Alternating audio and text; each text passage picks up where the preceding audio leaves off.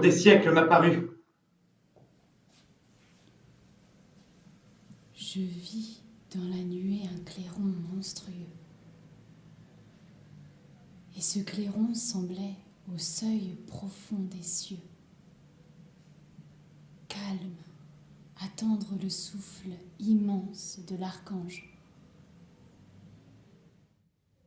C'était de la chair vive avec du granit brut, une immobilité faite d'inquiétude, un édifice ayant un bruit de multitude, des trous noirs étoilés par de farouches yeux, des évolutions de groupes monstrueux, de vastes bas-reliefs, de fresques colossales. Parfois le mur s'ouvrait et laissait voir des salles, des antres où siégeaient des heureux, des puissants, des vainqueurs abrutis de crimes, ivres, dansants, des intérieurs d'or, de jaspe et de porphyre. Et ce mur frissonnait comme un arbre aux zéphyrs. Tous les siècles, le fronçant de tours ou d'épis était là, morne sphinx sur l'énigme accroupie. Chaque assise avait l'air vaguement animé. Cela montait dans l'ombre.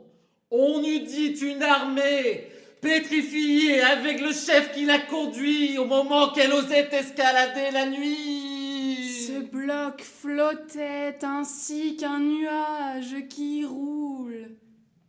C'était une muraille et c'était une foule. Le marbre avait le sceptre et le glaive au poignet. La poussière pleurait et l'argile saignait. Les pierres qui tombaient avaient la forme humaine.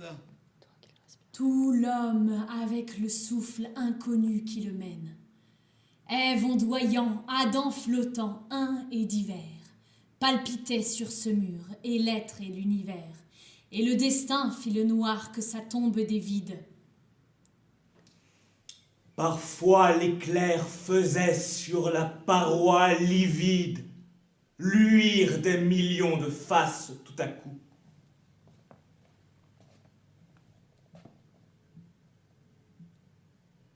Demain, dès l'aube, à l'heure où blanchit la campagne,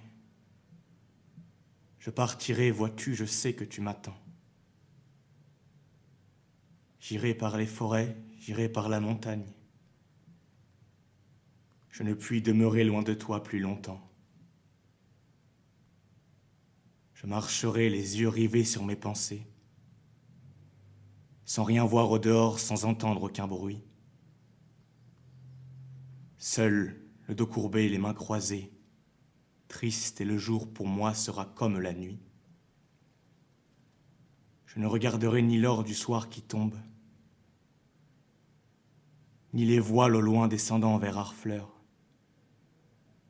Et quand j'arriverai, je mettrai sur ta tombe un bouquet de houx verts et de bruyères en fleurs.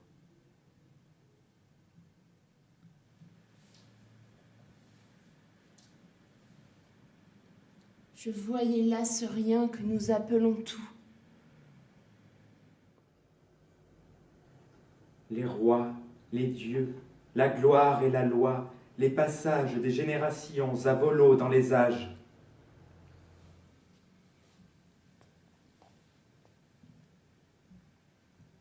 Je rêvais donc. J'entrais dans un passage obscur.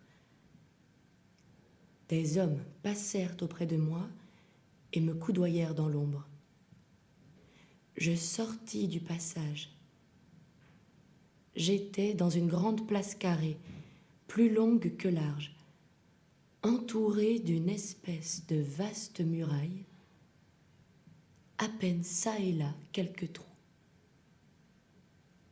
À de certains endroits, le mur paraissait criblé.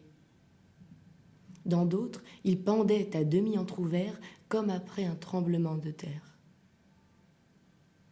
Cela avait l'aspect nu, croulant et désolé des places d'Orient. Pas un seul passant. Il faisait petit jour. La pierre était grisâtre, le ciel aussi.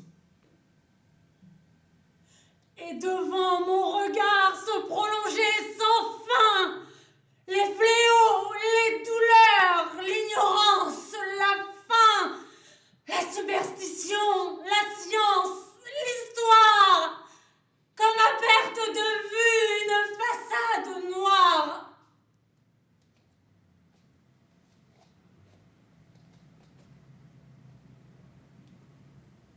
Je ne songeais pas à Rose. Rose au bois vint avec moi. Nous parlions de quelque chose, mais je ne sais plus de quoi. J'étais froid comme les marbres. Je marchais à pas distraits. Je parlais des fleurs, des arbres. Son œil semblait dire « après ». La rosée offrait ses perles, le taillis ses parasols. J'allais, j'écoutais les merles, et Rose les rossignols. Moi, 16 ans, et l'air morose. Elle, 20, ses yeux brillaient. Les rossignols chantaient Rose, et les merles me sifflaient.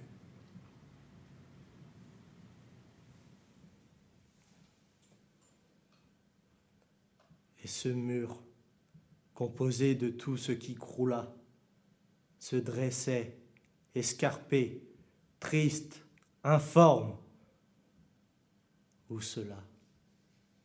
Je ne sais, dans un lieu quelconque des ténèbres.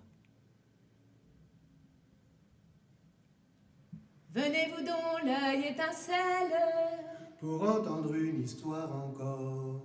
Approchez-vous, je vous dirai celle de Donia Padia del Flor. Elle était d'Allange sans tasse, les collines et les halliers. Enfants, voici des bœufs qui passent, cachez vos rouges tabliers. Elle prit le voile à Tolède, au grand soupir des gens du lieu. Comme si quand on n'est pas laide, on avait droit d'épouser Dieu. Peu s'en fallut que ne pleurassent les soudards et les écoliers. Enfants, voici des bœufs qui passent, cachez vos rouges tabliers. Or la nonne à peine cloîtrée, amour en son cœur s'installa. Un fier brigand de la contrée vint alors et dit: me voilà. Quelquefois les brigands surpassent en audace les chevaliers. Enfants, voici des bœufs qui passent, cachez vos rouges tabliers. La nonne osa, dit la chronique, aux brigands par l'enfer conduit. Au pied de Sainte Véronique, donner un rendez-vous la nuit, à l'heure où les corbeaux croassent, volant dans l'ombre par milliers. Enfants, voici des bœufs qui passent, cachez vos rouges tabliers. Or quand dans la nef descendue, la nonne appela le bandit. Au lieu de la voix attendue, c'est la foudre qui répondit: Dieu voulut que ces coups frappassent, par Satan les allants liés. Enfants, voici des bœufs qui passent, cachez vos rouges tabliers. J'aime l'araignée et j'aime l'ortie, parce qu'on les hait, et que rien n'exauce et que tout châtie leur morne souhait. Parce qu'elles sont maudites, chétives, noirs êtres rampants, parce qu'elles sont les tristes captives de leur guet-apens. Parce qu'elles sont prises dans leur œuvre, ô sort fatal nœud, parce que l'ortie est une couleuvre, l'araignée un gueux. Parce qu'elles ont l'ombre des abîmes, parce qu'on les fuit, parce qu'elles sont toutes deux victimes de la sombre nuit. Passant, faites grâce à la plante obscure, au pauvre animal. Plaignez la laideur, plaignez la piqûre, oh, plaignez le mal. Il n'est rien qui n'ait sa mélancolie. Tout veut un baiser.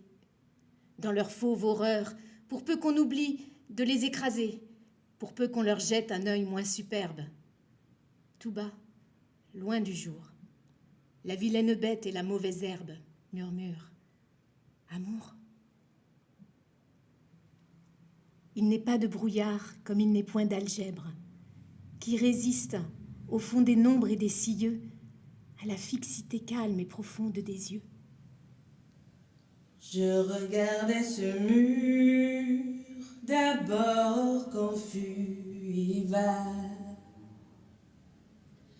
Pour la forme semblait flotter comme une vague, où tout semblait vapeur, vertige, illusion. Et sous mon œil pensif, l'étrange vision devenait moins brumeuse et plus claire à mesure que ma prunelle était moins troublée et plus sûre. Sors du nuage, ombre charmante. Ô fantôme, laisse-toi voir. Sois un phare dans ma tourmente. Sois un regard dans mon ciel noir. Chaos d'être, montant du gouffre au firmament. Chaos d'être, Le siècle montant du ingrat, gouffre au le siècle firmament. affreux, le Chaos siècle d'être, immonde. montant Le du gouffre siècle au ingrat, firmament. le siècle affreux, Chaos le siècle d'être, chacun dans son montant compartiment. du Le gouffre au siècle firmament. ingrat, le siècle affreux, chacun dans son compartiment. Peuples ayant Montant tout du gradin, gouffre au tout firmament. firmament, tous les temps, les ayant tous les songes, pour moi, Chacun dans son tous les compartiment. peuples ayant tout Le chacun dans son ayant tout gradin, tous les temps, tous les mondes, tous les temps, les ayant Paladin. Et là, les patriarches. Dodone chuchotant tout bas avec Membré.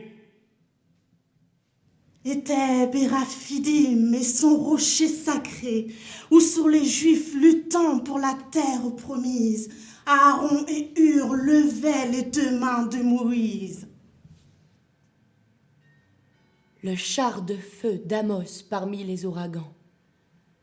Tous ces hommes, moitié princes, moitié brigands, transformés par la fable avec grâce ou colère, noyés dans les rayons du récit populaire, archanges, demi-dieux, chasseurs d'hommes, héros, des Eddas, des Védas et des romancéros, ceux dont la volonté se dresse fer de lance, ceux devant qui la terre et l'ombre font silence, Saul, David, et Delphes et la cave d'Endor, dont on mouche la lampe avec des ciseaux d'or, Nemrod parmi les morts, Bose parmi les gerbes. Bose s'était couché de fatigue, accablé. Il avait tout le jour travaillé dans son air, puis avait fait son lit à sa place ordinaire. Bose dormait auprès des boisseaux pleins de blé. Et ce songe était tel que Bose vit un chêne qui, sorti de son ventre, allait jusqu'au ciel bleu. Une race y montait comme une longue chaîne. Un roi chantait en bas, en haut mourait un dieu. Immobile ouvrant l'œil à moitié sous ses voiles, quel dieu, quel moissonneur de l'éternel été avait en s'en allant négligemment jeté cette faucille d'or dans le champ des étoiles. Des Tibères divins, constellés, grands, superbes, étalant à Caprée au forum, dans les camps, des colliers que Tacite arrangeait en carcan. La chaîne d'or du trône aboutissant au bagne. Ce vaste mur avait des versants de montagnes. Oh, nuit! Rien ne manquait à l'apparition. Tout s'y trouvait, matière, esprit, fange, rayon. Toutes les villes, Thèbes, Athènes, des étages, de Rome sur des tas de Tyrs et de Carthage. Tous les fleuves, l'Escaut, le Rhin, le Nil, l'Ar, le Rubicon, disons à quiconque est César. Si vous êtes encore citoyen, vous ne l'êtes que jusqu'ici. Les monts se dressaient, noirs squelettes, et sur ces monts erraient les nuages hideux, ces fantômes traînant la lune au milieu d'eux. La muraille semblait par le vent remuer. C'étaient des croisements de flammes et de nuées, des jeux mystérieux de clarté, des renvois d'ombre d'un siècle à l'autre et du sceptre au pavois, où l'Inde finissait par être l'Allemagne, où Salomon avait pour reflet Charlemagne. Tout le prodige humain noir, vague, illimité, la liberté brisant l'immuabilité, l'orèbe aux flancs brûlés, le pinde aux pentes vertes, Icétas précédant Newton, les découvertes, secouant leurs flambeaux jusqu'au fond de la mer, Jason sur le Dromon, Fulton sur le steamer. La Marseillaise échille les langes après le spectre. Capanet est debout sur la porte d'Électre. Bonaparte est debout sur le pont de Lodi. Christ expire non loin de Néron applaudi. Voilà l'affreux chemin du trône, ce pavage, de meurtre, de fureur, de guerre, d'esclavage. L'homme troupeau, cela hurle, cela commet des crimes sur un morne et ténébreux sommet. Cela frappe, cela blasphème, cela souffre.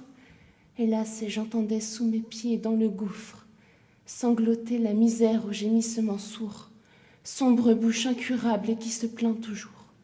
Et sur la vision lugubre, et sur moi-même, que j'y voyais ainsi qu'au fond d'un miroir blême, la vie immense ouvrait ses difformes rameaux. Je contemplais les fers, les voluptés, les mots, la mort, les avatars et les métempsychoses. Et dans l'obscur taillis des êtres et des choses, je regardais rôder, noir, riant, l'œil en feu. Satan, ce braconnier de la forêt de Dieu.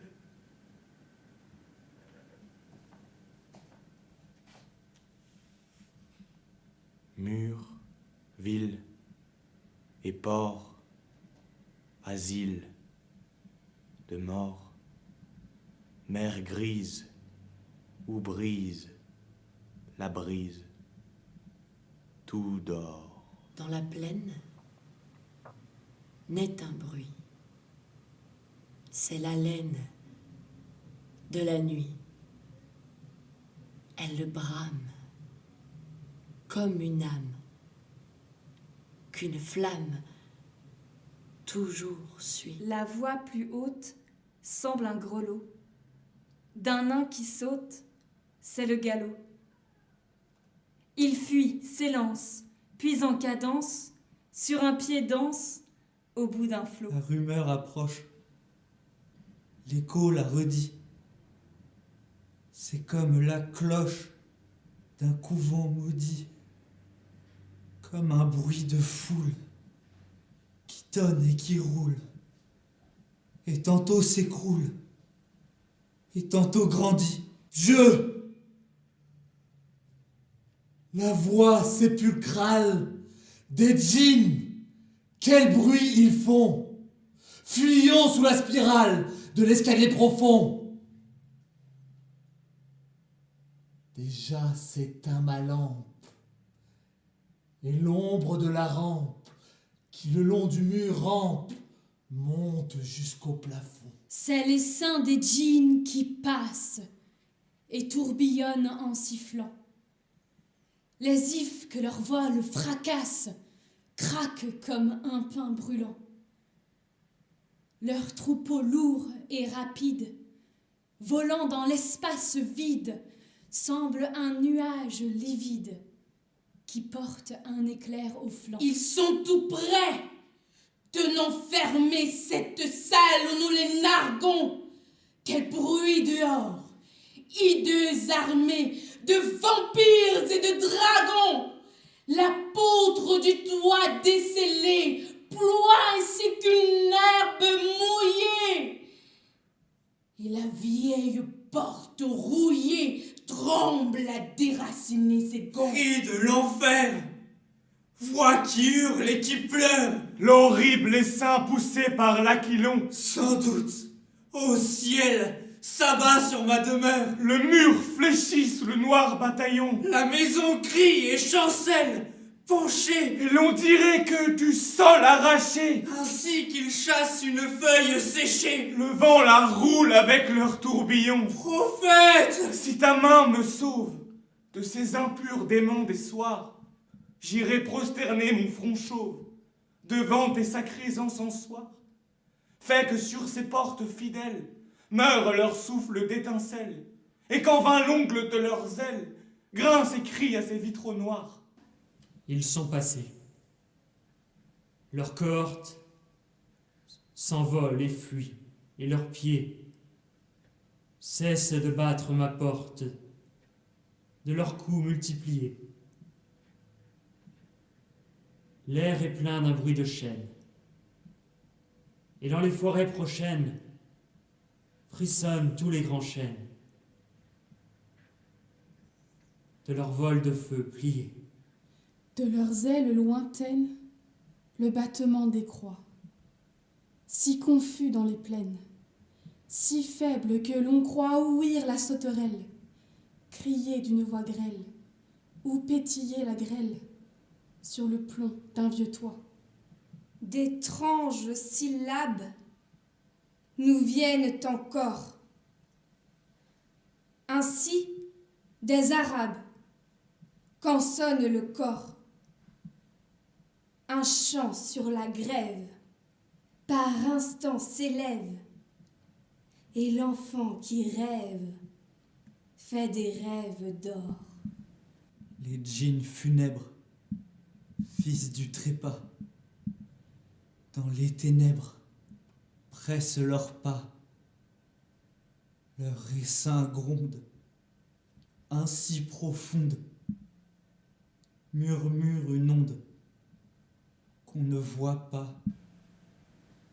Ce bruit vague qui s'endort, c'est la vague sur le bord.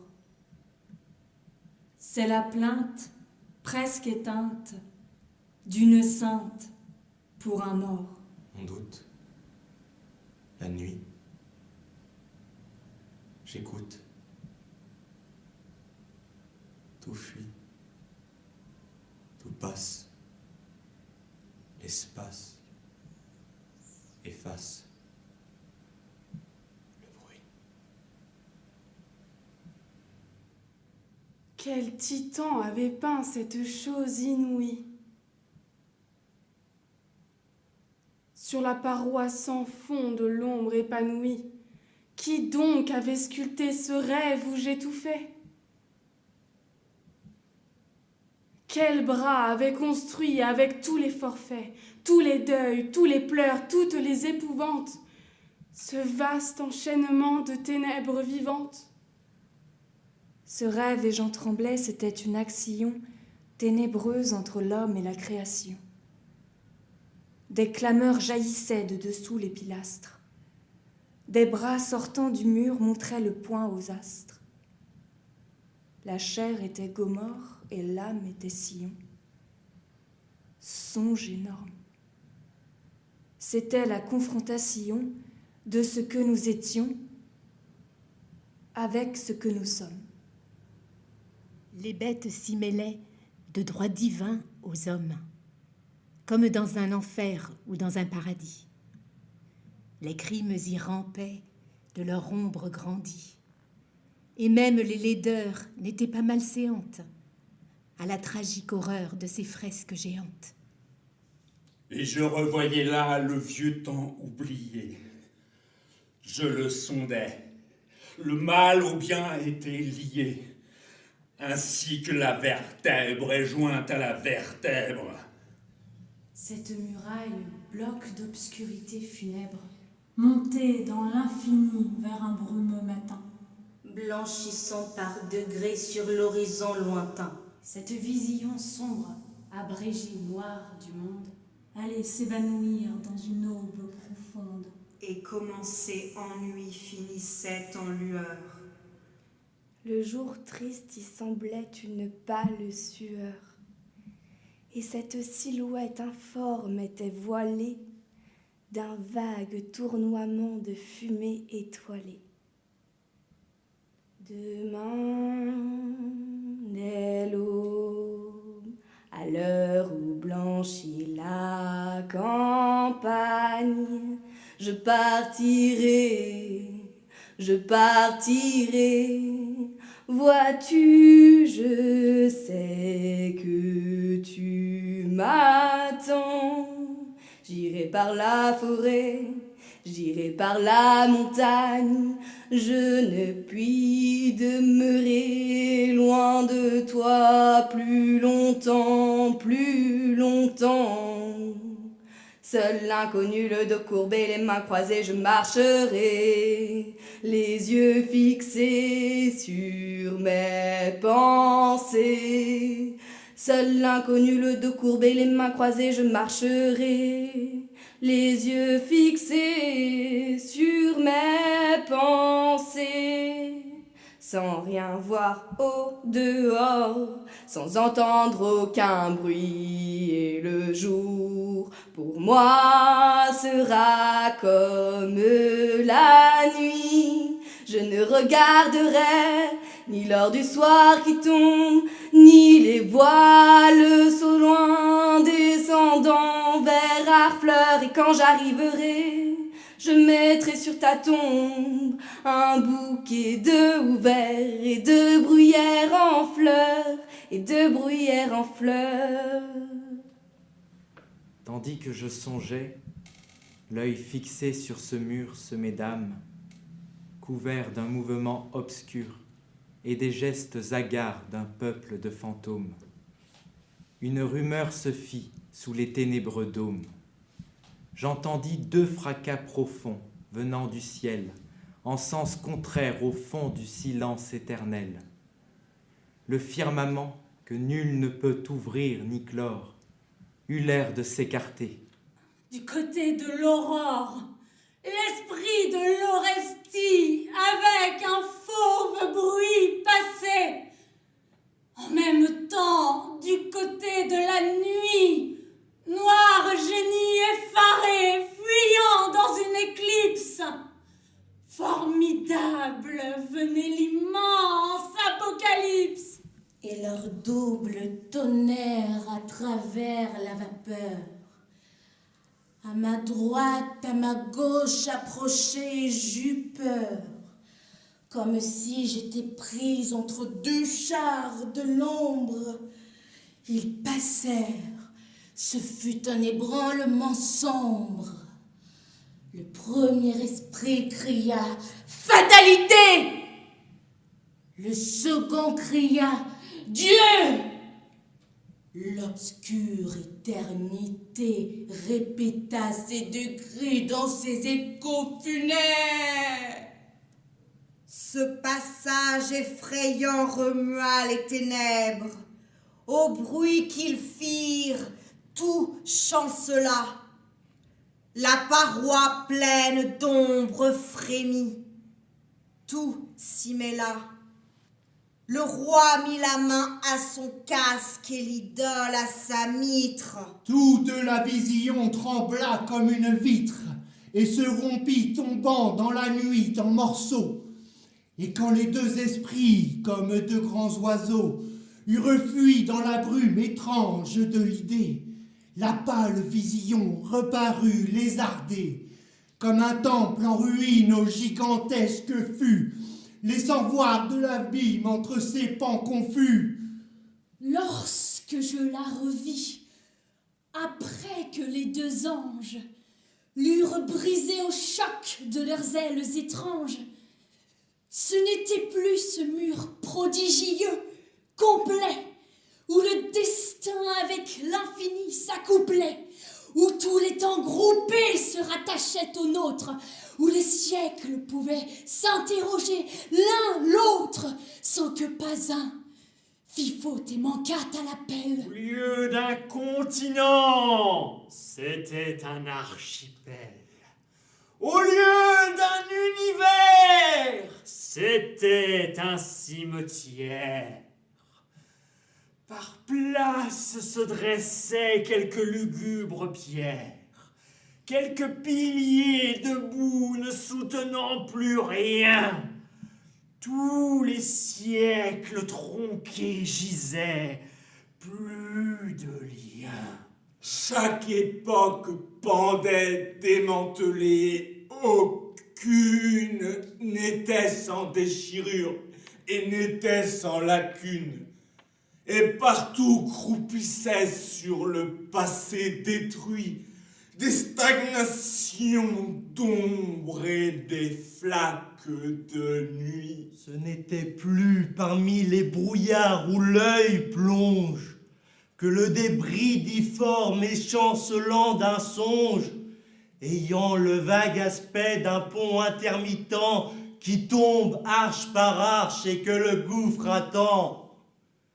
Et de toute une flotte en détresse qui sombre, ressemblant à la phrase interrompue et sombre, que l'ouragan se bègue errant sur les sommets, recommence toujours sans l'achever jamais. Lorsqu'avec ses enfants vêtus de peau de bête, échevelés, livides au milieu des tempêtes, Caïn se fut enfui de devant Jéhovah. Et comme le soir tombait, l'homme sombre arriva au bas d'une montagne en une grande plaine. Sa femme fatiguée et ses fils hors d'haleine lui dirent « Couchons-nous sur la terre et dormons ». Caïn, ne dormant pas, songeait au pied des monts. Ayant levé la tête au fond des cieux funèbres, il vit un œil à travers les ténèbres et qui le regardait dans l'ombre fixement. « Je suis trop près », dit-il avec un tremblement. Il réveilla ses fils dormants, sa femme lasse, et se remirent à fuir, sinistres. Il marcha 30 nuits. Il allait, muet, pâle et frémissant au bruit, furtif, sans regarder derrière lui, sans trêve, sans repos, sans sommeil. Il atteignit la grève des mers dans le pays qui fut depuis Assur. « Arrêtons-nous, dit-il, car cet asile est sûr. Restons-y, nous avons du monde atteint les bornes, et comme il s'asseyait, il vit dans les cieux mornes l'œil à la même place au fond de l'horizon. Alors il tressaillit en proie au noir frisson. « Cachez-moi » cria-t-il, et le doigt sur la bouche. Tous ses fils regardaient trembler l'aïeul farouche. Caïn dit à Jabel, père de ceux qui vont sous des tentes de poils dans le désert profond: étend de ce côté la toile de la tente, et l'on développa la muraille flottante, et quand on l'eut fixée avec des poids de plomb, « Vous ne voyez plus rien » dit Tsilla, l'enfant blond, la fille de ses fils, qui est douce comme l'aurore. Et Caïn répondit, « Je vois cet œil encore !» Jubal, père de ceux qui passent dans les bourgs, soufflant dans des clairons et frappant des tambours, cria: « Je saurais bien construire une barrière. » Il fit un mur de bronze et mit Caïn derrière. Et Caïn dit: « Cet œil me regarde toujours. » Enoch dit: « Il faut faire une enceinte de tours, si terrible que rien ne puisse approcher d'elle. Bâtissons une ville avec sa citadelle. Bâtissons une ville et nous la fermerons. » Alors Tubal-Caïn, père des forgerons, construisit une ville énorme et surhumaine. Pendant qu'il travaillait, ses frères dans la plaine chassaient les fils d'Énos et les enfants de Seth, et l'on crevait les yeux à quiconque passait. Et le soir, on lançait des flèches aux étoiles. Le granit remplaça la tente au mur de toile.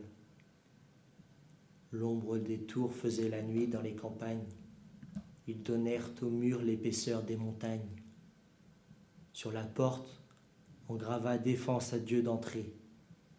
Quand ils eurent fini de clore et de murer, On mit l'aïeul au centre en une tour de pierre. Et lui restait lugubre et hagard. « Oh, mon père !» L'œil a-t-il disparu, dit en tremblant Scylla. Et Caïn répondit, non, il est toujours là. Alors il dit, je veux habiter sous la terre, comme son sépulcre, un homme solitaire. Rien ne me verra plus, je ne verrai plus rien. On fit donc une fosse et Caïn dit, c'est bien. Puis il descendit seul sous cette voûte sombre. Quand il fut assis sur sa chaise dans l'ombre et qu'on eut sur son front fermé le souterrain, l'œil était dans la tombe et regardait Caïn. Seulement l'avenir continuait d'éclore sur ces vestiges noirs qu'un pâle orient dort et se levait avec un air d'astre au milieu d'un nuage où, sans voir de foudre, on sentait Dieu. De l'empreinte profonde et grave qu'a laissée ce chaos de la vie à ma sombre pensée, de cette vision du mouvant genre humain, ce livre où près d'hier on entrevoit demain est sorti, reflétant de poème en poème toute cette clarté vertigineuse et blême. Pendant que mon cerveau douloureux le couvait, la légende est parfois venue à mon chevet, mystérieuse sœur de l'histoire sinistre, et toutes deux ont mis leurs doigts sur ce registre. Et qu'est-ce maintenant que ce livre traduit? Du passé, du tombeau, du gouffre de la nuit. C'est la tradition tombée à la secousse des révolutions que Dieu déchaîne et pousse, ce qui demeure après que la terre a tremblé. Des décombres où l'avenir vague aurore est mêlé. C'est la construction des hommes, la masure siècle qu'emplit l'ombre et que l'idée azure. Recharnier palais en ruine habité par la mort et bâti par la fatalité. Pose pourtant parfois quand elle l'ose de la façon et le rayon se pose. La liberté lumière et l'espérance oiseau. C'est l'incommensurable et tragique monceau où glissent dans la brèche horrible les vipères et les dragons avant de rentrer au repère, et la nuée avant de remonter au ciel. Ce livre, c'est le reste effrayant de Babel. C'est la lugubre tour des choses, l'édifice du bien, du mal, des pleurs, du deuil, du sacrifice. Fier jadis, dominant les lointains horizons, aujourd'hui n'ayant plus que de hideux tronçons.